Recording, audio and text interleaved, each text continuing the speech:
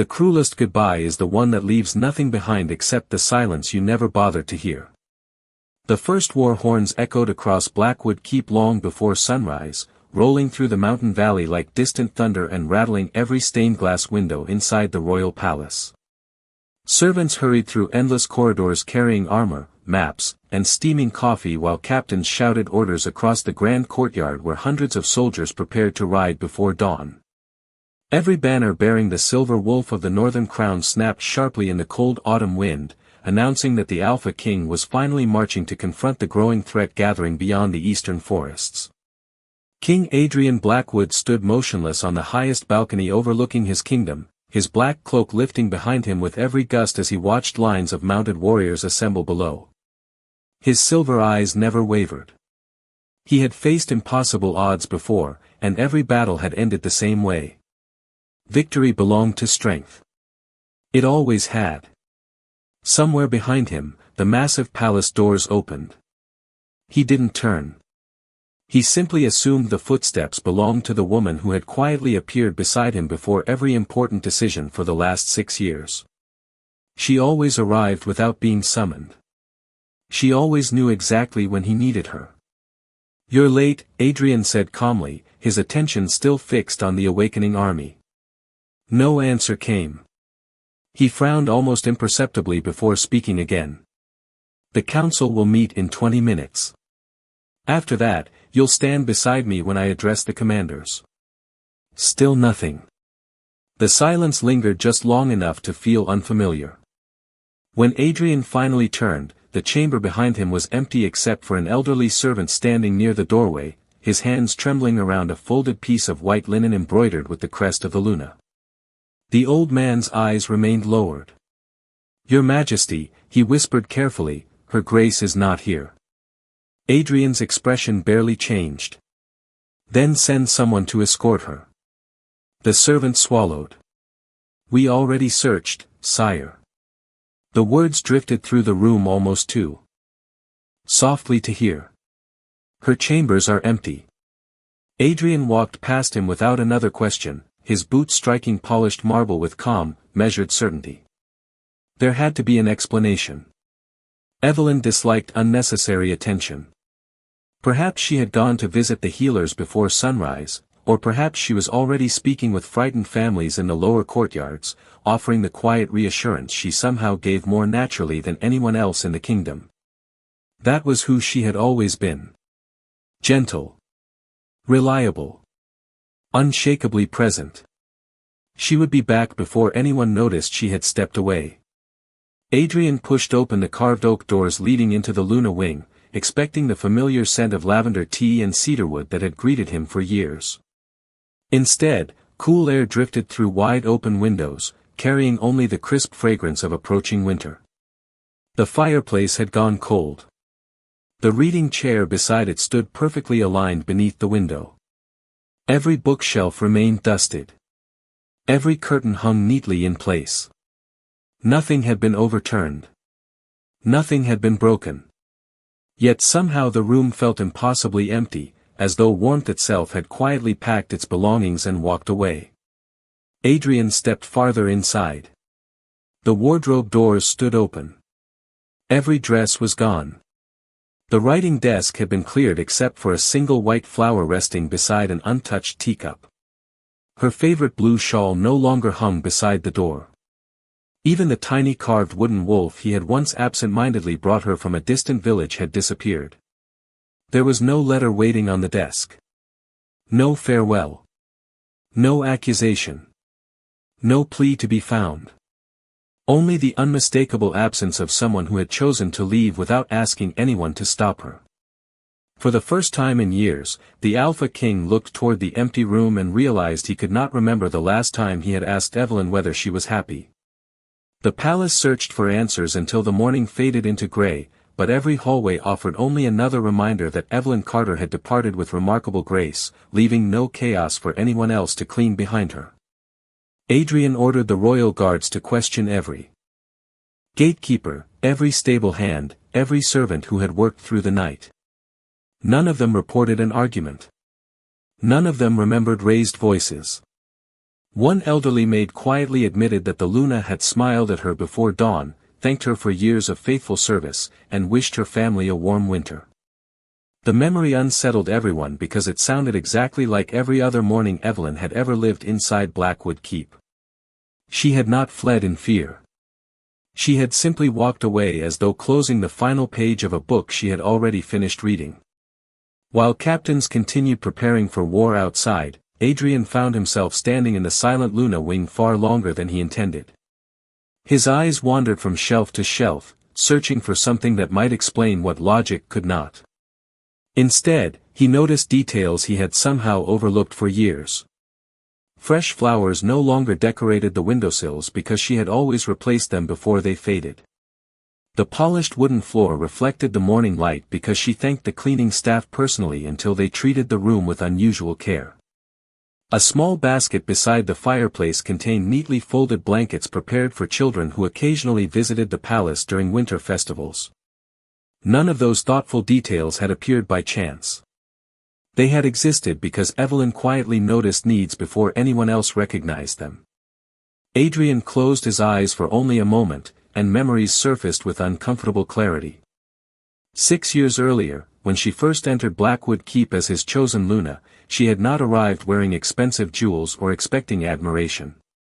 She had carried a single travel bag and stopped to help an exhausted servant gather scattered linens before introducing herself to the royal household. The young maid had been so embarrassed that she nearly cried, but Evelyn had simply laughed softly and insisted they fold everything together before continuing inside. Later that evening, when Adrian apologized for the delay in their formal welcome, she had only smiled and said that kindness never wasted time. At the time, he had considered it a pleasant sentiment from an optimistic young woman. He had never realized it was the philosophy by which she quietly built an entire kingdom around him. The months that followed blurred together inside his memory. Every difficult negotiation somehow ended more peacefully than expected because Evelyn always found the frightened person nobody else noticed. Every harvest festival ran smoothly because she personally visited the kitchens before sunrise to thank the cooks. Every winter, orphan children somehow received warm coats before the first snowfall without anyone knowing where the funding had come from. Advisors praised Adrian's efficient rule.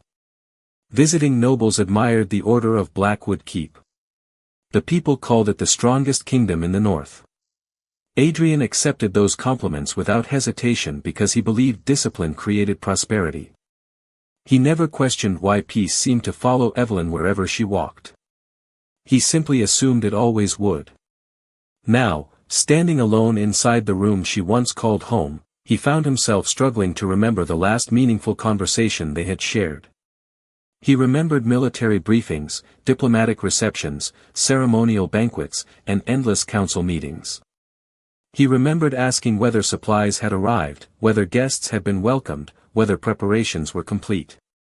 But he could not remember asking the simplest question of all.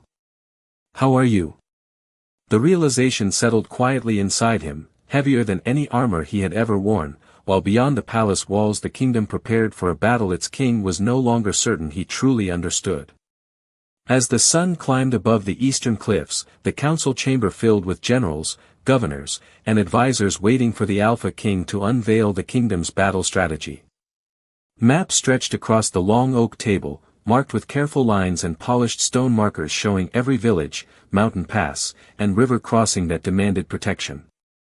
Normally, Evelyn would have arrived long before anyone else, quietly placing fresh coffee beside the older council members, greeting nervous messengers by name, and offering a calm smile that somehow softened even the most difficult meetings.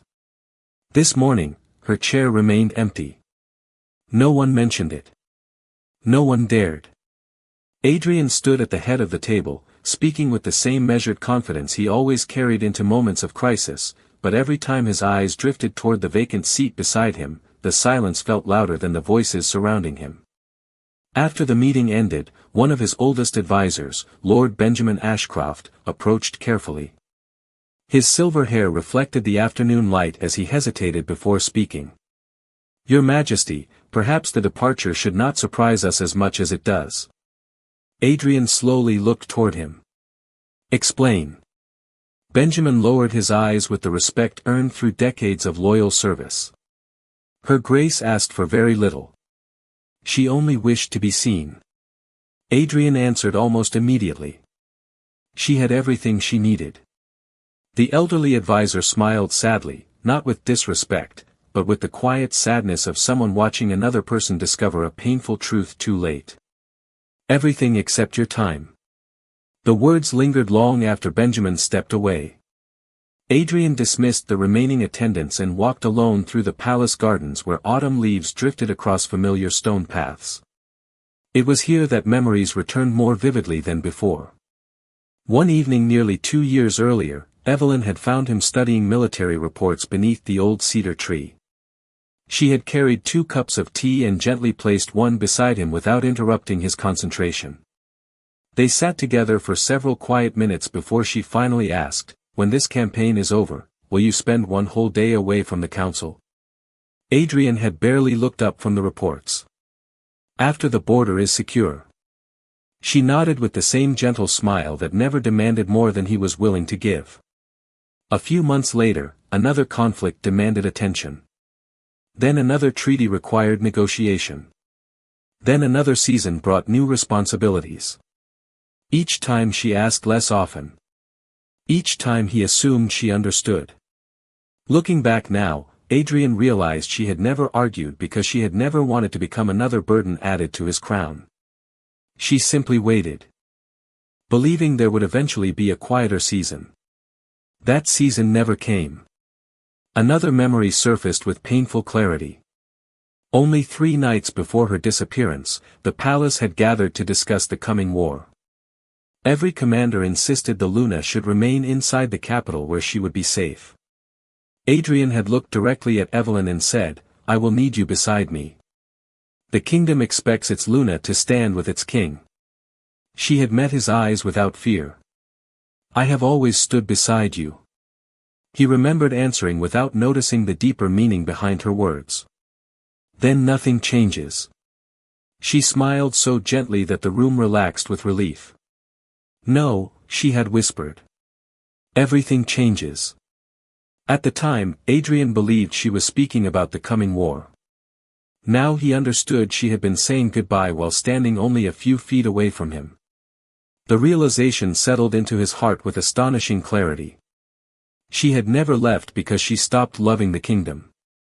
She had left because somewhere along the way, she had disappeared inside the role everyone expected her to play, including the man who should have known her better than anyone else.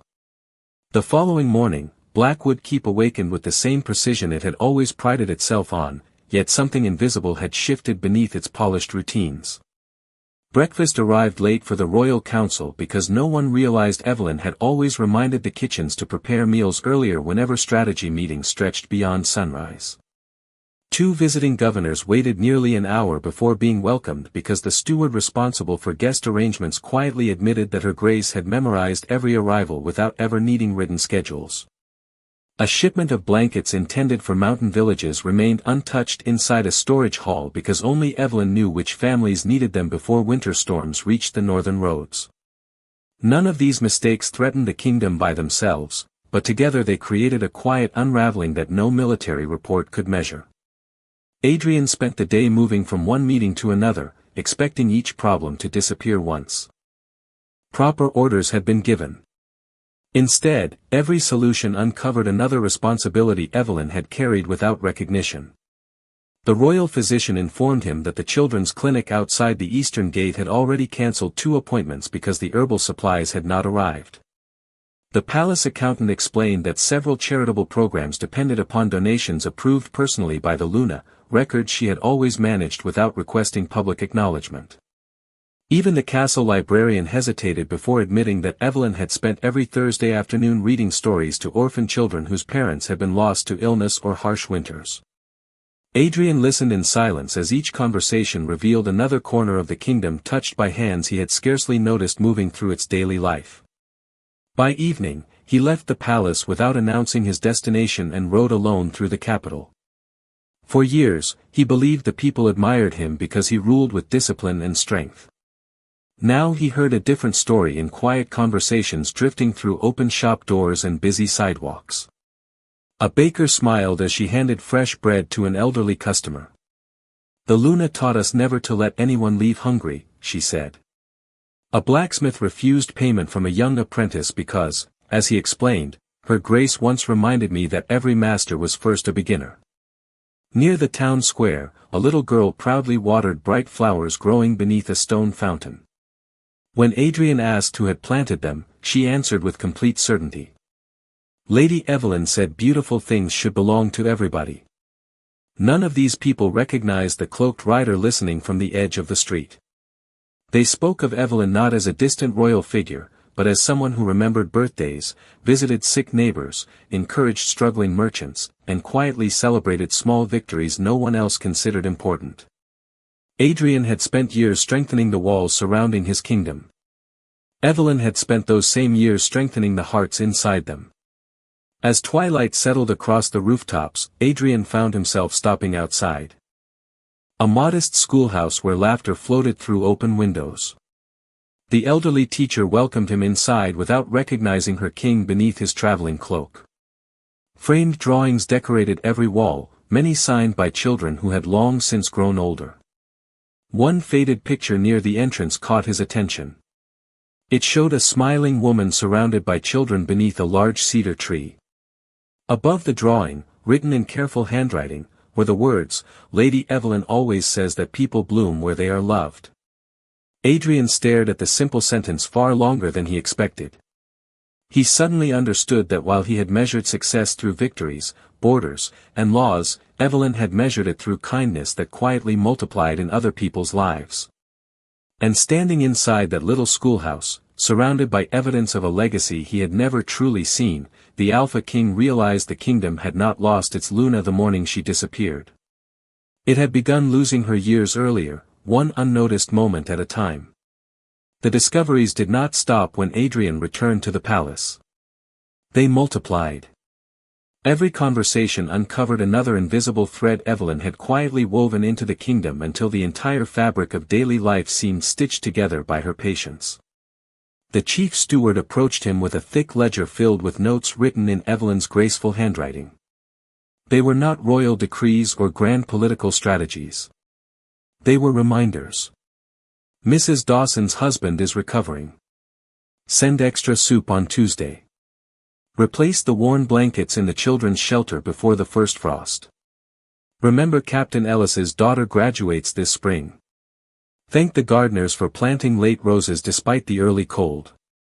Adrian slowly turned each page, stunned that the Luna of the Northern Kingdom had spent her evenings remembering details most rulers would never even hear about. The steward lowered his head. "She said that kingdoms are not held together by castles.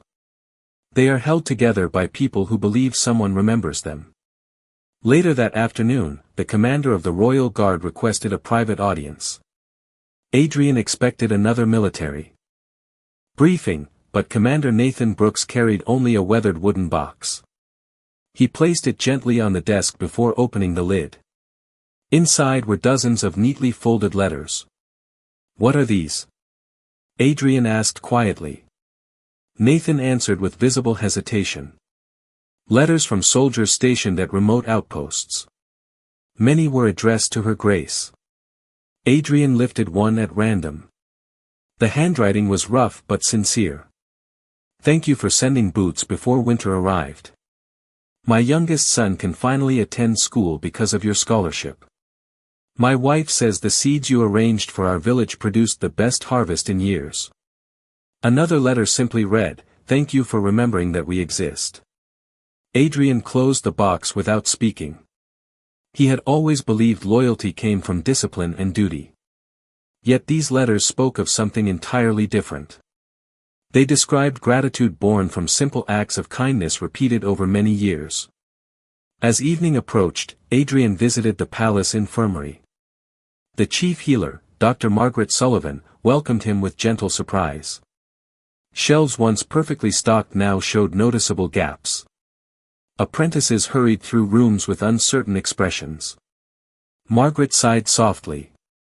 Her Grace organized everything without ever making us feel managed. She visited every Friday evening after supper. Adrian looked around the quiet room. Why did no one tell me? The elderly healer smiled with compassion rather than criticism. Because she asked us not to interrupt your responsibilities. She always said the kingdom already carried enough weight on your shoulders. Margaret paused before continuing. But sometimes I wished she would let someone carry hers. Those words lingered in Adrian's mind as he wandered through the palace after sunset. Every familiar corridor now seemed unfamiliar because he could suddenly see the countless places Evelyn had filled with warmth. A vase of fresh flowers had always appeared outside the chapel before memorial services. Someone had quietly repaired children's toys left behind after winter celebrations. Lonely servants celebrating birthdays away from their families somehow always found small cakes waiting in the dining hall. Adrian had never questioned who arranged such things because they had become as ordinary as sunrise. He finally understood that extraordinary kindness often hides inside ordinary routines until the day it disappears. Near midnight, he entered the royal library, hoping silence might quiet the storm inside his thoughts. Instead, the elderly librarian approached carrying a single worn journal. Her Grace asked me to give you this only if she ever stopped coming here. Adrian accepted the book carefully. It was not a diary. Inside were lists of books she hoped children would someday read, sketches for future schools, ideas for community gardens, and plans for expanding hospitals into distant mountain villages. Every page spoke about tomorrow. Not one page complained about yesterday. Near the back, folded between two blank sheets, rested a pressed white wildflower. Nothing else. No farewell. No explanation. Adrian held the fragile flower in his hand as the library clock quietly marked another passing hour. For the first time since she had left, he no longer wondered where Evelyn had gone. The question that haunted him now was far more difficult to answer. How had he lived beside someone so extraordinary for 6 years without ever truly seeing the life she had been building all around him? Before dawn the next day, Adrian made a decision that stunned the entire royal court. He postponed the military campaign for 72 hours and left Blackwood Keep with only one horse, one travel cloak, and a single trusted guard who remained several miles behind at his command. For the first time since ascending the throne, the Alpha King traveled without royal banners, ceremonial escorts, or public announcements. If he wanted to understand where Evelyn had gone, he could not search as a king expecting answers. He had to search as a man finally willing to listen. His first stop was a quiet farming village less than 40 miles south of the capital, where Evelyn had often insisted on visiting during harvest season. Adrian expected frightened villagers to bow or avoid him once they recognized his face, but instead an elderly woman simply smiled with tired eyes and invited him to sit beneath the shade of an old maple tree. She poured him a cup of warm apple cider before asking softly, "Have you come looking for her?" Adrian nodded. "Did she pass through here?" The woman looked toward a field where children chased one another between rows of pumpkins. "She stayed 2 nights. She repaired Mrs. Collins's roof after the storm. She taught my grandson how to read. Then she left before sunrise." Adrian frowned. "Did she tell you where she was going?" The woman gently shook her head. "No. She only asked us to keep taking care of one another." By sunset he had reached another small town where the local baker recognized Evelyn's description immediately. "She spent an afternoon helping us prepare bread for families who could not afford it," the baker recalled with a grateful smile. "When we thanked her, she laughed and said kindness always tastes better when it is shared." Adrian continued traveling from village to village over the next 2 days, following little more than scattered memories and quiet acts of generosity. Everywhere he stopped, people remembered Evelyn. A carpenter proudly showed a bookshelf she had helped build for the town school. A widow spoke through grateful tears about firewood mysteriously delivered every winter after her husband passed away.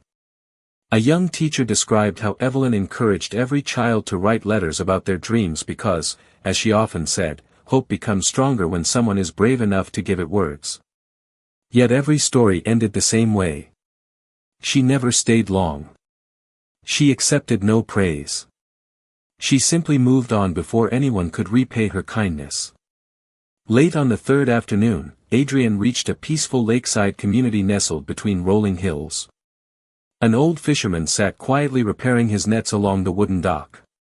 When Adrian asked whether he had seen a woman with warm brown hair and a gentle smile, the fisherman chuckled softly without looking up. Around here, nobody remembers what she looked like first. Adrian blinked with confusion. The old man finally met his eyes. They remember how she made them feel. Those simple words settled deep inside Adrian's heart. For years he had believed greatness was measured by victories that filled history books. Evelyn had built something far more enduring. She had left pieces of herself inside ordinary people who would carry her kindness long after names carved into monuments faded with time. As evening painted the lake with shades of gold and crimson, the fisherman pointed toward a narrow trail disappearing into distant pine forests. "She walked that way yesterday morning," he said. "She looked peaceful. Happier than someone carrying the weight of a crown." Adrian thanked the old man and turned his horse toward the forest path. For the first time since she had left, he no longer feared that he would never find Evelyn. Instead, another realization quietly settled over him.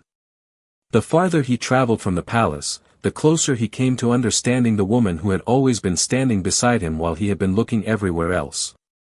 The forest trail narrowed until it became little more than a ribbon of earth winding between towering pines whose branches filtered the late afternoon sunlight into soft bands of gold. Adrian guided his horse slowly, no longer driven by urgency but by a quiet hope he scarcely dared to trust. Every mile seemed to peel away another layer of the king he had always been, leaving only the man who wished he had noticed sooner what truly mattered. At the end of the trail, the trees opened onto a peaceful valley unlike any place he had visited before. A crystal stream curved gently through wildflower meadows, and several modest cottages stood beneath ancient oak trees. Children laughed as they chased butterflies across the grass while elderly neighbors tended small gardens overflowing with vegetables and colorful blossoms. It was not a wealthy place. It was simply peaceful. Adrian dismounted and walked toward the nearest cottage, where the scent of fresh bread drifted through an open window. Before he could knock, familiar laughter floated across the valley. He froze. It was soft, warm, and unmistakable. Turning toward the sound, he saw her standing beside the stream with the sleeves of a simple blue dress rolled above her wrists. Evelyn was helping two little girls launch tiny wooden boats into the gentle current. When one boat tipped sideways, she laughed with the children and carefully adjusted its small paper sail before setting it back into the water. The afternoon breeze lifted loose strands of her brown hair, and sunlight rested across her face with such effortless peace that Adrian almost failed to recognize the woman he had spent years believing he knew. She looked lighter somehow, as though an invisible weight had quietly disappeared from her shoulders. One of the girls hugged Evelyn before running back toward the cottages, leaving them alone across the narrow stream. Evelyn looked up at last. Their eyes met for the first time since she had left Blackwood Keep. Adrian expected surprise, anger, disappointment, perhaps even tears. Instead, she offered him the same gentle smile she had carried through countless difficult days inside the palace. It was calm, sincere, and completely free of bitterness. Somehow that simple smile unsettled him more deeply than any accusation ever could have. He stepped closer until only the shallow stream separated them. "I finally found you," he said quietly. Evelyn nodded once. "I thought you might." There was no hesitation in her voice, only quiet certainty. Adrian searched her face, noticing details he had overlooked for years. The faint freckles across her cheeks. The relaxed way she stood without the careful posture expected of a queen. The peaceful brightness in her eyes that had slowly faded during their years at the palace but now seemed alive again. "Are you well?" he asked. Evelyn glanced toward the children playing nearby before answering. "I am learning what that feels like." The honesty of her reply left Adrian without words. For several moments they simply listened to the gentle flow of the stream. Birds sang somewhere high among the trees while distant laughter drifted through the valley. It was the kind of silence that invited reflection rather than fear. Adrian finally spoke again. "Everyone misses you." Evelyn's smile softened, but she looked toward the water instead of at him. "I miss many people too." "Then why did you leave?" The question escaped more gently than he expected. Evelyn bent to lift one of the small wooden boats that had drifted against the bank. She brushed a few drops of water from its tiny paper sail before placing it carefully back onto the stream. Watching it float away, she answered with quiet grace. "Because I could no longer remember who Evelyn was after spending so many years being everyone's Luna." Adrian felt those words settle into the deepest corners of his heart. Standing in that peaceful valley, watching the woman he loved smile with a happiness he had never truly given her, he understood that finding her had never been the hardest part. The true challenge would be becoming someone worthy of the peace she had finally found. The sun slowly disappeared behind the pine trees, painting the quiet valley in shades of amber and deep blue as Adrian and Evelyn remained beside the gentle stream. Neither of them seemed eager to break the silence, because for the first time in years they were speaking without servants waiting nearby, without advisors listening for every word, and without the endless weight of the crown pressing between them. Finally, Adrian took one careful step closer. "Come home with me," he said softly. "The kingdom needs its Luna." Evelyn looked at him with kindness rather than resentment. "Does it need its Luna," she asked, "or does it simply need someone to keep carrying what everyone else forgot to notice?" Adrian opened his mouth to answer, but no words came. She had never spoken to him with anger, yet the quiet honesty in her voice reached places that anger never could. She folded her hands together and continued gently. "When I first came to Blackwood Keep, I believed that serving others would always bring joy. It did for a long time. Watching children laugh, helping families through difficult winters, comforting those who felt forgotten, those moments were real. I never regretted them." She paused, watching the little wooden boat drift farther downstream until it disappeared around the bend. "But somewhere along the way, I stopped existing outside of what everyone needed from me." Adrian lowered his eyes. Every memory he had collected during his journey returned at once. The letters from grateful soldiers. The school filled with children inspired by her kindness. The villages that remembered her by the hope she left behind rather than the title she carried. "I failed you," he admitted quietly.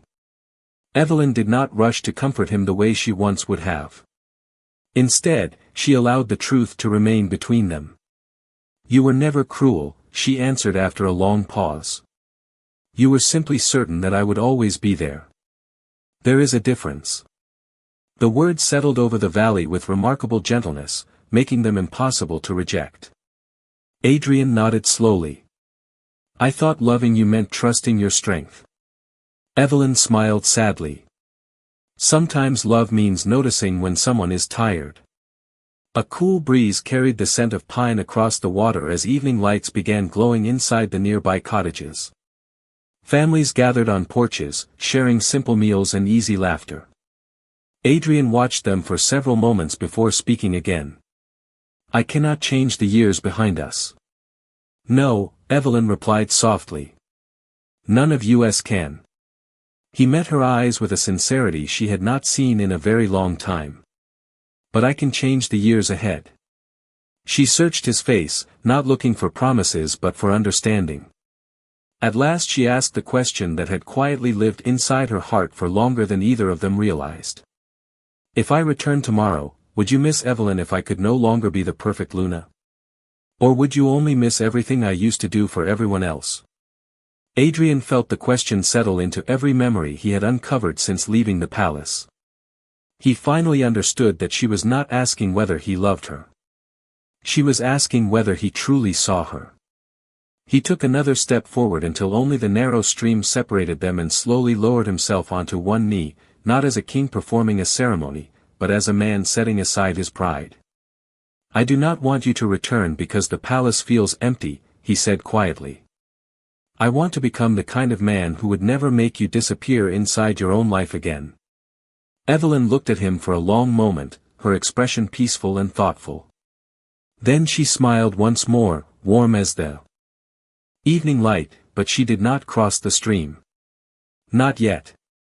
Adrian remained kneeling until the first stars appeared above the valley, but he did not ask Evelyn for another answer. At last, he rose, offering only a quiet nod filled with respect rather than expectation. Thank you, he said gently.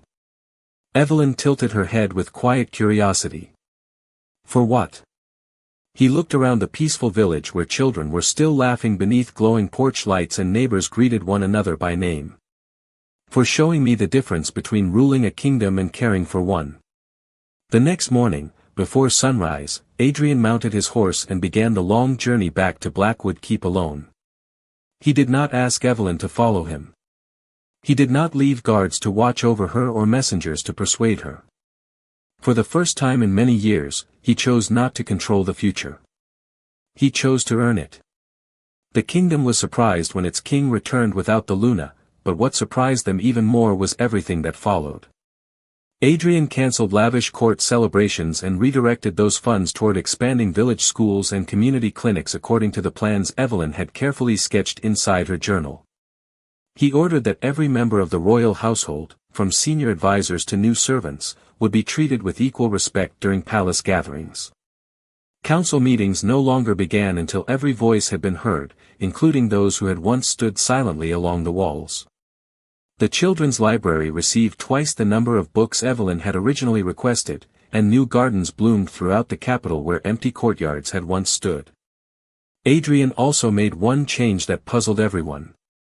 The doors to the Luna wing remained open every day from sunrise until sunset. The rooms were no longer reserved only for royalty. Families visiting the palace were welcomed inside to rest, children read stories beside the fireplace, traveling healers shared meals around the long dining table, and musicians filled the once silent halls with gentle melodies. When advisors questioned whether such traditions were appropriate for a royal residence, Adrian answered. Simply, a place built for one person's kindness should never become a monument to loneliness. Seasons quietly passed. Winter softened into spring, and spring gave way to bright summer mornings. The kingdom changed in countless small ways, not because new laws demanded it, but because its people slowly followed the example their king had finally learned. Then, one warm afternoon, a familiar carriage appeared outside the palace gates. There were no royal announcements and no ceremonial trumpets. Evelyn stepped down wearing the same simple grace she had carried into the valley months before. She paused for a moment, taking in the laughter drifting from the open Luna wing. Children raced through the gardens while elderly guests rested beneath flowering trees. Servants smiled instead of hurrying with anxious expressions. The palace no longer felt like a place where everyone carried invisible burdens alone. Adrian met her at the entrance without a crown upon his head. They stood facing each other as warm sunlight filled the courtyard between them. "Welcome home," he said quietly.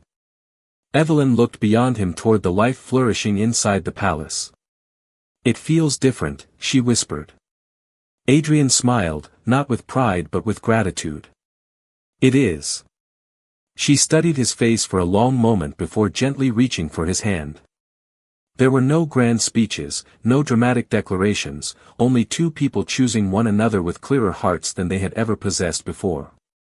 Together they walked through the open doors of the Luna wing, not because duty demanded it, but because both of them finally understood that love cannot survive where only one person keeps giving. It grows only where two hearts learn to see each other completely. And from that day forward, whenever visitors asked why the brightest room in Blackwood Keep was always filled with laughter, the people of the kingdom would simply smile and answer, because kindness finally found its way home.